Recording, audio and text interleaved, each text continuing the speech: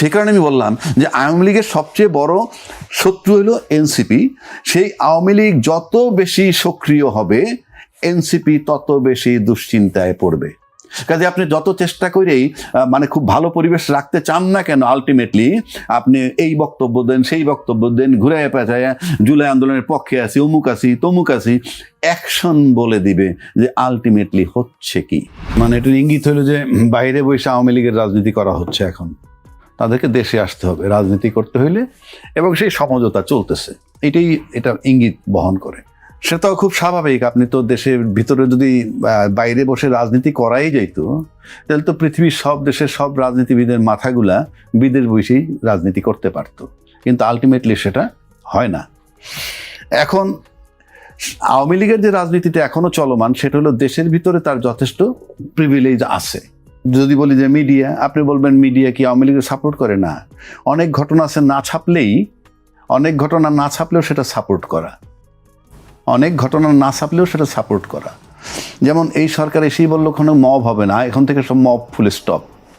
কিন্তু চিটাগাংয়ে আমরা দেখলাম প্রকাশ্য দিবালোকে গুলি মারতেছে একটা বাড়ির দিকে চাঁদা দাবি করে। আপনি দেখেন মিডিয়ায় নিউজটা একবার হয়েছে, কোথাও কোথাও নিউজ হয়েছে, তার ফলো আপ, তাকে নিয়ে আলোচনা, তাকে নিয়ে যে টক শো হওয়ার কথা হচ্ছে না। কেমনে মানুষের জানার সূত্র তো মিডিয়া যদি সেটাকে আড়াল করে দেয়, তাহলে তো আপনি আর জানবেন না। এখন আপনি যদি বলেন মিডিয়া কেন ওই প্রশ্ন, আপনাকে প্রশ্নও করছি না, উত্তরও চাচ্ছি না, কারণ আমি জানি, আমি আবহাওয়ায় থাকি, এই দেশটা কেমনে চলে, মিডিয়াটা কেমনে চলে, এটা আমাদের ধারণা আছে।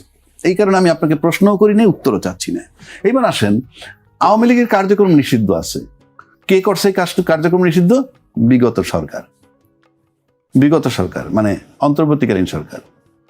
কিন্তু তার আপাতত কার্যক্রম, আপনার তো নির্বাচন হয়েই গেছে, এখন অফিস খুইলে দুইটা স্লোগান দেওয়াটাই কার্যক্রম। তো অফিস খুলতে সে কি এসে নির্বাচন বাতিল চাইবে? কেন চাইবে? তাদের যেটা দরকার সেটা যদি এই সরকার আসার পর পাইতে থাকে, সমস্যাটা কোথায়? জামিন হচ্ছে, কালকে আওয়ামী লীগ সরকার ক্ষমতা আসলে তো সরকার আগেরই জামিন দিত, তা জামিন তো পাচ্ছে, অফিস তো খোলা হচ্ছে। এখন আপনি যদি অফিস কার্যক্রম নিষিদ্ধ আছে বলে বলতেছেন আমরা এটা চালু করব না, যেহেতু কার্যক্রম নিষিদ্ধ আছে, তাদের বিচার না হওয়া পর্যন্ত অফিস তো খুলতেছে, আপনি দেখেও দেখবেন না। আমি কিন্তু ভাই আওয়ামী লীগের বিরোধিতা, আমি ক্রিটিক্স, একজন আলোচক হিসেবে আলোচনা করতেছি। সমস্ত আওয়ামী লীগ ছেড়ে দিলে আমার কিচ্ছু আসে যায় না। কালকে যদি আওয়ামী লীগ বিএনপি মারামারি করে, আওয়ামী লীগ জামাত মারামারি করে, বিএনপি আওয়ামী লীগ মিলে জামাত, আমার কিছু আসে যায় না। আমি একজন আলোচক হিসেবে আলোচনাটা করতেছি। আপনি একদিকে বলতেছেন, সরকার বলতেছেন কি কার্যক্রম নিষিদ্ধ, কিন্তু জামিন পাচ্ছে, অফিস খোলা হচ্ছে। আবার বলা হচ্ছে সরকার বহাল রাখছে, বলতেছেন বিগত সরকার, কিন্তু অ্যাকশনে কিন্তু আর ঠিক উল্টাটা, তালা খুলছে, তারপরে জামিন পাচ্ছে। এগুলো তো সব ভাইটাল ব্যাপার। আমি বলছি না তার আটকে রাখেন। আজিজ ভাই যেমন বললো যে কোর্ট আটকে রাখতে পারেন, পারে কি পারে না সেটা আমার বিষয় না। আর রাজনৈতিক বিষয়গুলা এই প্লেন হইতে দেখা যায় না, রাজনৈতিক সিদ্ধান্তগুলো রাজনৈতিকভাবে হয়। ওই যে 1000 কতগুলি মামলা যে ছাড়লো, রাজনৈতিকভাবে একবারে বাতিল করে দিল, এটা দোষ নয়। আমি বলছি রাজনৈতিক বিষয়গুলো রাজনৈতিক সিদ্ধান্তে হয়। কাজে আপনি আজিজ ভাই যে গয়রহ বইলে দিল, কোর্টে যাবে, জামিন দিবে, অমুকে কে খুনের আসামি কিনা, এরকম হাজার হাজার লক্ষ লক্ষ লোক 50 বছরে ধরছে আর ছাড়ছে, ওই জায়গায় খুন হয়েছে ডাউট করে ধরে নিচ্ছে। এখন আপনি হাসিনার বেলায়, পলিটিক্যাল লিডারের বেলায় আমরা একভাবে বলি, আপনি ধরবেন কিভাবে? আমি সাপোর্ট করতেছি না, কিন্তু ওই গয়রহ তো প্লেন মিনিং না, এগুলো রাজনৈতিক বিষয়গুলো, রাজনৈতিক সিদ্ধান্ত। এখন আসেন, সরকার শান্তিপূর্ণ থেকে, সরকার চায় কিন্তু শান্তিপূর্ণ থাকতে। কারণ আপনি যদি আওয়ামী লীগের যে কাজগুলো যে বুঝাই তো যায় ফেভার হচ্ছে, ফেভার না হইলে আপনার আওয়ামী লীগের তালা খোলে কেমনে অফিসের, আবার তারা জামিন পাচ্ছে, তাহলে টু সাম এক্সটেন্ট ফেভার হচ্ছে, যেভাবেই হোক। আচ্ছা, এখন আসেন, শান্তিপূর্ণ থাকতে হবে সরকারকে।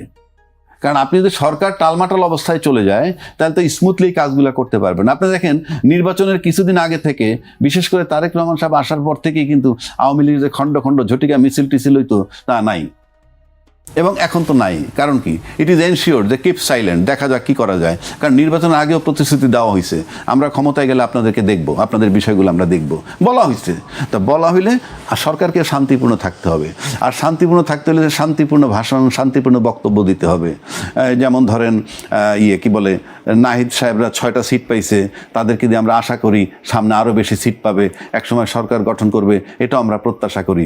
এই যে অনুপ্রেরণামূলক বক্তব্য, এটা কিন্তু ভালো জিনিসটা ভালো, কিন্তু এইগুলি বলে যদি শান্তিপূর্ণ না থাকে, এই কাজগুলো আমার করা কঠিন হবে, এই কাজগুলো কঠিন হবে। আপনি ভালো করে লক্ষ্য করে দেখেন যে আওয়ামী লীগ যদি পর্যায়ক্রমে সব লোক ছাড়া পেয়ে যায়, হ্যাঁ, আওয়ামী লীগের সবচেয়ে বড় শত্রু কারা?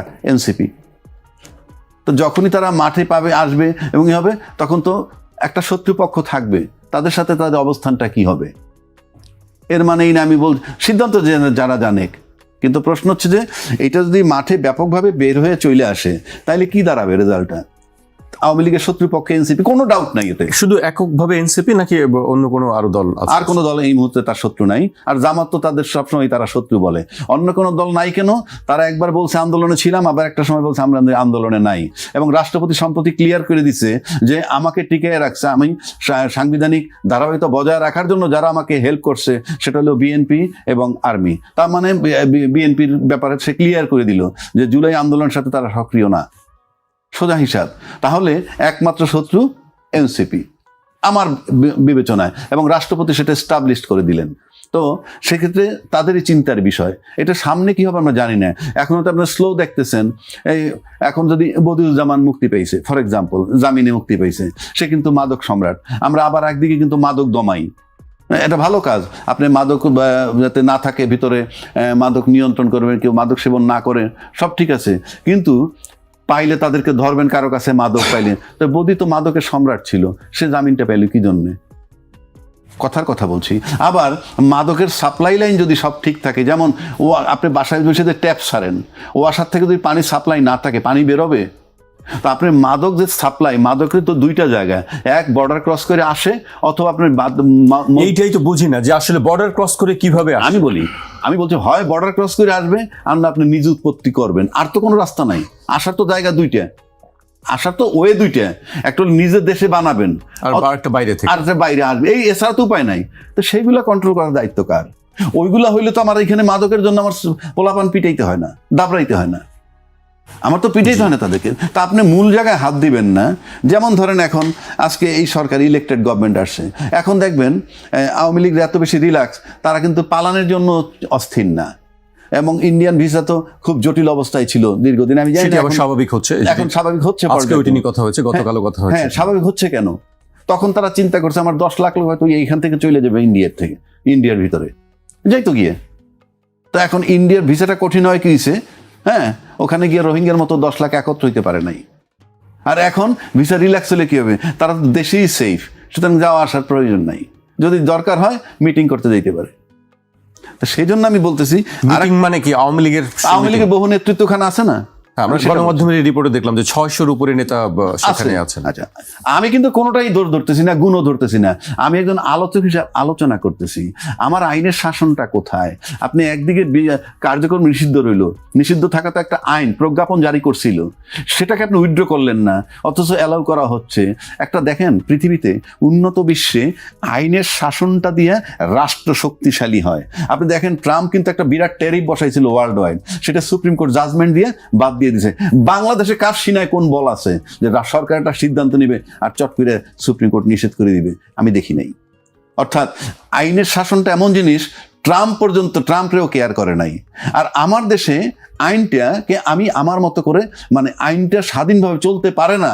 আমরা অতীতে দেখছি যে জনগণ যে সিদ্ধান্ত নিছে, জনসিদ্ধান্ত ছিল কেয়ারটেকার গভর্নমেন্ট, সেইটা কোর্টে নিয়ে যাওয়ার পর কোর্ট একটাবার বললো না যে এটা তো আমরা উই ক্যানট এন্টারটেইন ইট, এটা জনসিদ্ধান্ত।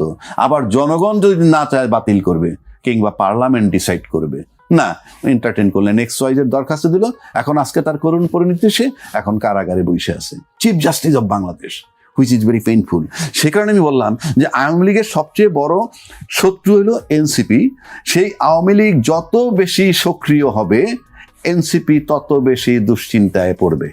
কাজে আপনি যত চেষ্টা করেই মানে খুব ভালো পরিবেশ রাখতে চান না কেন, আলটিমেটলি আপনি এই বক্তব্য দেন, সেই বক্তব্য দেন, ঘুরে পেঁচায় জুলাই আন্দোলনের পক্ষে আছি, অমুক আছি, তমুক আছি, অ্যাকশন বলে দিবে যে আলটিমেটলি হচ্ছে কি। আওয়ামী লীগ কিন্তু আবার বিএনপিকেও ব্ল্যাকমেইল করতে পারে। কেন আমি বলি, সেটা কিভাবে? আমার ধারণার কথা বলছি, কারণ বিএনপি ক্ষমতায় আছে, বিএনপি ক্ষমতায় আছে, এই যে কার্যক্রম নিষিদ্ধ হওয়া সত্ত্বেও তারা যে ফ্ল্যাগ উড়াইতে পারতেছে, ইয়ে করতে পারতেছে, তার মানে কি এইটা সরকার ছাড় দিতেছে। ছাড় না দিলে আলটিমেটলি যদি কখনো আন্দোলনের পর্যায়ে চলে আসে তারা, তখন কিন্তু তারা এদের বিরুদ্ধে আন্দোলন করবে। কী নিয়ে আন্দোলন করবে? আমাদেরকে নির্বাচন থেকে বাদ দেওয়া হয়েছে, আমরা নির্বাচন মানে ইনক্লুসিভ নির্বাচন করা হয় নাই, যারা দোষী ছিল কিংবা যারাদের কাগজে পত্রের নাম ছিল তারা থাকুক বাদ, কিন্তু আমাদেরকে নির্বাচন করতে দেওয়া হয় নাই। 25%, 30% ভোটারকে মাইন্ড, এই ইস্যুগুলো আসবে। সুতরাং এই ইস্যুগুলোও যাতে না আসে, সুতরাং আওয়ামী লীগকে ছাড় দিতেই হবে ক্ষমতাসীন সরকারের, যদি সরকারে খুব সুন্দরভাবে সার্ভাইভ করতে হয়। এনসিপিকে ব্যালেন্স করতে হবে, আওয়ামী লীগকে ব্যালেন্স করতে হবে।